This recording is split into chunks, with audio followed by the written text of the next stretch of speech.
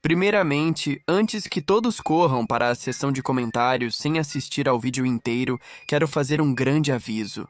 Sim, granadas foram usadas durante o século XVIII apenas não frequentemente por, unidades de granadeiros reais, e geralmente falando, isso era apenas durante circunstâncias muito particulares, como cercos e ações de abordagem naval e coisas assim. Para este vídeo, quero falar sobre por que as granadas não eram frequentemente, e por favor note esse qualificador, usadas em combate em campo aberto. E mais especificamente, por que a maioria dos granadeiros, particularmente os granadeiros britânicos, de meados a fim do século XVIII, geralmente não carregavam as próprias ferramentas das quais tiraram seu nome, como se não as levassem em campanha com eles. Quero falar sobre por que isso acontece. Se assistiu meu vídeo anterior, quem eram os granadeiros britânicos? Sabe que eram vistos como infantaria pesada ou tropas de choque. Eles recebiam as tarefas mais difíceis e importantes do exército. E se eles vão ser os caras na frente do ataque, não faria sentido para eles carregar essas granadas? Ou seja, pense como se usasse uma unidade de granadeiros num videogame. Suas tropas já estão lutando a curta distância, e você não consegue flanquear o inimigo sem que eles contra-ataquem com suas próprias reservas. Está virando uma batalha intensa. Precisa achar um jeito de vencer as linhas adversárias. Você não tem artilharia suficiente para fazer isso acontecer, e não está prestes a cometer o erro de iniciante de lançar sua cavalaria diretamente na frente do inimigo. Então, o que fazer? Você já está tão perto do inimigo, tão perto, e você tem seus granadeiros. Perfeito. Como aprendemos naquele vídeo anterior, esses rapazes são os melhores de seus regimentos. Eles são corajosos e fortes. Você os empurra pelo fogo mais perto, fornecendo suporte de fogo com a unidade de infantaria conforme avançam. Quando avançam suficientemente, arremessam cargas mortais, bolas de ferro que explodem entre as fileiras inimigas com força aterrorizante.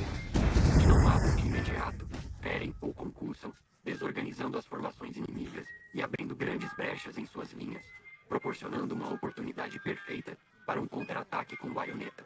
Então só precisa enrolar os flancos do inimigo e está pronto. Você ganhou o dia. Em uma era de guerra linear, quando os homens estão lutando ombro a ombro e quando dispersar ou interromper essas formações muito apertadas, os expõe a coisas como cargas de cavalaria, cargas de baioneta ou até mesmo apenas disparos concentrados de voleio.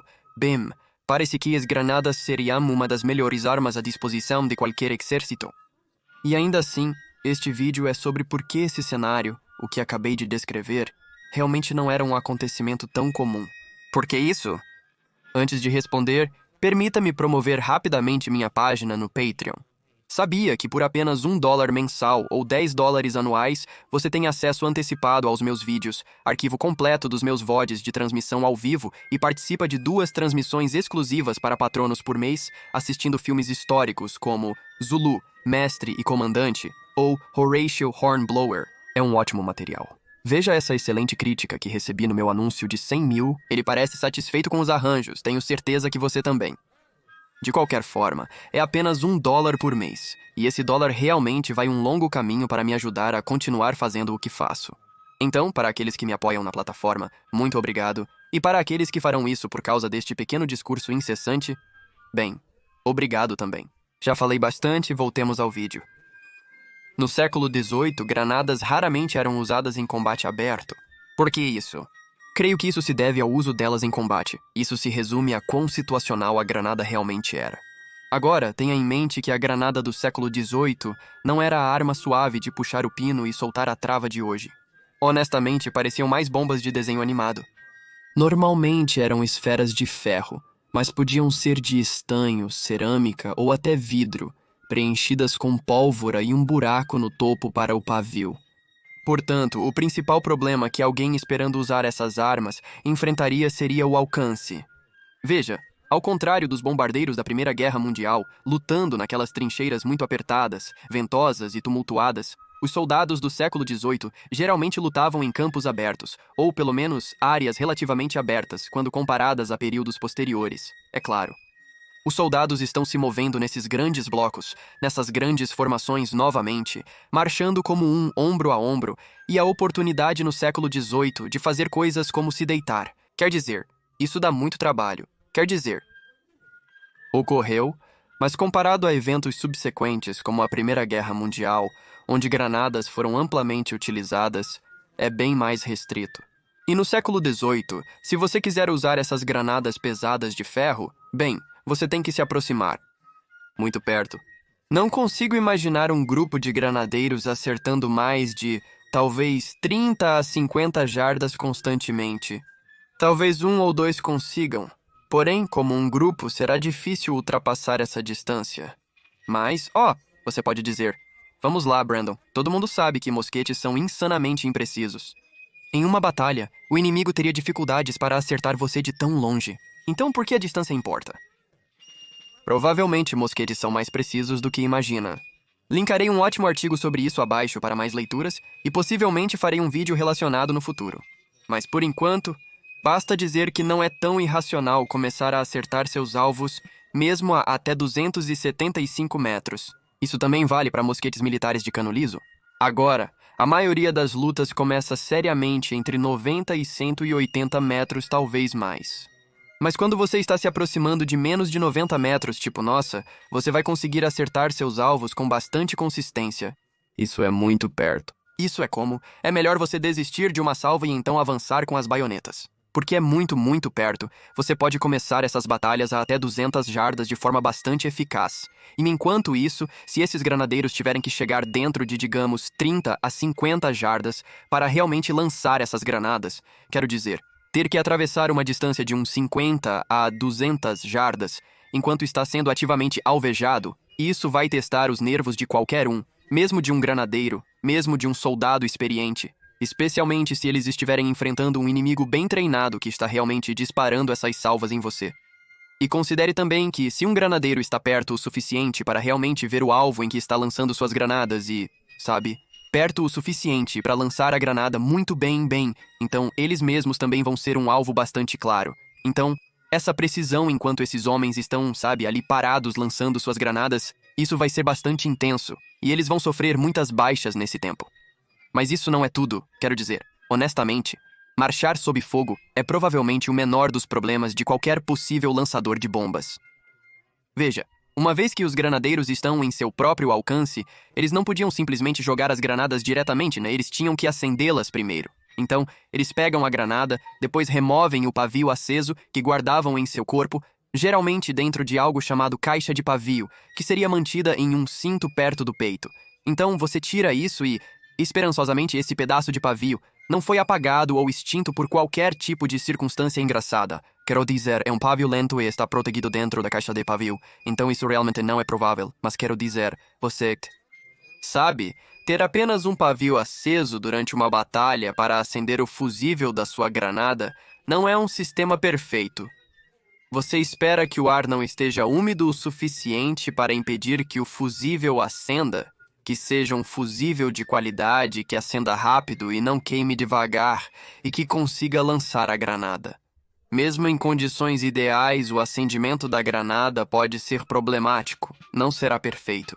O processo de usar granadas em combate é complexo, especialmente sob fogo inimigo constante. Os granadeiros precisam pendurar seus mosquetes para manusear as granadas, o que os deixa vulneráveis. Eles não podem atirar de volta ou usar suas baionetas durante esse tempo. Se o inimigo percebe isso, eles podem disparar uma salva ou avançar com baionetas ou cavalaria. Mesmo que metade dos granadeiros continue a atirar enquanto a outra metade lança granadas, eles ainda estão em desvantagem, principalmente se o inimigo mantém o fogo intenso. Além disso, se um granadeiro for abatido enquanto segura uma granada acesa, ele pode cair e explodir entre suas próprias fileiras. Sim, os granadeiros podem eliminar ou pelo menos perturbar a unidade inimiga e enfraquecê-la, mas correm o risco de explodir no processo. Afinal, enquanto o inimigo continua atirando, estão perdendo homens. Se granadas começarem a explodir entre eles, será um momento ruim. Embora o inimigo também sofra com as explosões, não é útil se todos os seus próprios homens morrerem no processo. Você poderia ter homens dedicados a observar coisas como granadas caindo ou treinar cada soldado dos granadeiros para isso, mas em uma batalha nunca é perfeito. Por exemplo, os sargentos em companhias de batalhão deveriam ficar de olho em seus homens durante os disparos, certificando-se de que estão carregando e disparando corretamente. Há muitos casos de homens que, na batalha, mantêm seus mosquetes carregados sem realmente dispará-los, apenas inserindo um cartucho após o outro. Isso sempre vai ocorrer, não necessariamente em grandes números, mas vai acontecer e no final só realmente levam uma granada explodindo entre uma linha de homens que também estão carregando sacos cheios de granadas. Bem, você pode ver como isso pode ser um problema ou talvez um cenário diferente. Granadeiros lutam contra um inimigo um pouco acima deles. Ao lançarem as granadas, elas podem voltar rolando pela colina, resultando na morte de sua própria unidade. Quando estão acima do inimigo, as granadas também podem rolar colina abaixo, possivelmente passando direto pelo inimigo. A situação ideal para usar uma granada em combate em campo aberto seria uma granada perfeitamente inflamável. Em combate em campo aberto, seria um plano perfeitamente plano. E a menos que você esteja lutando em Iowa, isso dificilmente é uma garantia para esses soldados em conflitos europeus. Basta dizer, no final de tudo isso, que as granadas do século XVIII eram armas caprichosas, para dizer o mínimo. Elas não eram muito confiáveis, tinham um alcance limitado. Você sabe, você só poderia usá-las até onde pudesse jogá-las, e por causa disso, elas expunham seus usuários a uma variedade de circunstâncias muito perigosas. E todas essas razões específicas do campo de batalha nem sequer começam a falar sobre as preocupações logísticas e econômicas mais amplas.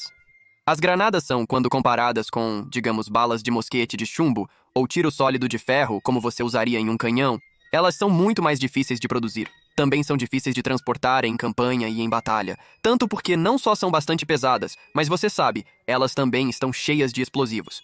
Você precisa ter certeza de que todas estão mantidas em uma área muito particular, da mesma forma que você precisa manter a munição de artilharia em um local separado e seguro.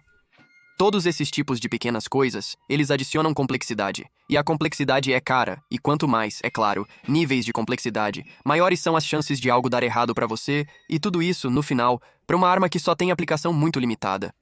Então você pode usar granadas, é claro, mas você quer ter certeza de que quando você está usando-as, quando você está passando pelo esforço de produzi-las, de enviá-las e de mantê-las adequadamente, você quer ter certeza de que está fazendo isso em situações em que realmente vai valer a pena, onde você sabe que as granadas serão úteis para você. E agora é onde voltamos ao nosso ponto de partida.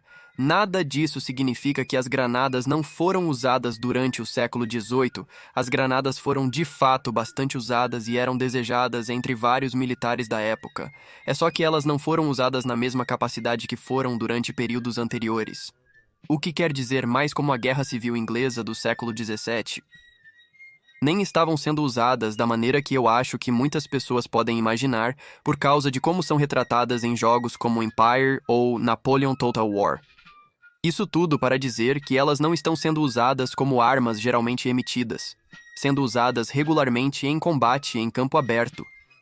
Os russos, aparentemente muito interessados, treinaram seus soldados para usar granadas em combate aberto, o que achei fascinante e provavelmente merece investigação futura. Embora realmente, se alguma coisa, apenas prova que sempre há uma exceção à regra e não existe tal coisa como um absoluto na história militar. Mas se quisermos falar de maneira mais ampla, não especificamente nacional, ou anos exatos ou qualquer coisa, mas amplamente em meados do século XVIII até o final, onde as granadas estão sendo mais frequentemente usadas, é em lugares como cercos, tanto por atacantes quanto por defensores, e talvez mais iconicamente durante o combate naval. Acho que você pode ver as razões para isso, mas acredito que também, meu querido espectador, vamos falar um pouco mais sobre isso em um pouco mais de detalhe, em um pouco mais de detalhe, em um pouco mais de detalhe, em um pouco mais de detalhe, em um pouco mais de detalhe, em um pouco mais de detalhe. Enquanto isso, se você quiser aprender mais sobre qualquer coisa disso, vou linkar outro artigo incrível de Alex Burns do Cabinets Creek abaixo na descrição para você ler sobre o uso de granadas durante o século XVIII, incluindo aqueles detalhes realmente interessantes que mencionei recentemente sobre o uso contínuo dos russos. Realmente, eu não posso recomendar o blog o suficiente, então por favor confira se você tem qualquer nível de interesse na história militar do século XVIII em geral. De qualquer forma, obrigado a todos por assistirem e, como sempre, especialmente a minha sempre benéfica classe de apoio no patreon.com, a cuja generosidade devo muito o privilégio de continuar com meu trabalho. Até a próxima vez, meu querido espectador, eu sou e permanecerei seu mais humilde e obediente servo.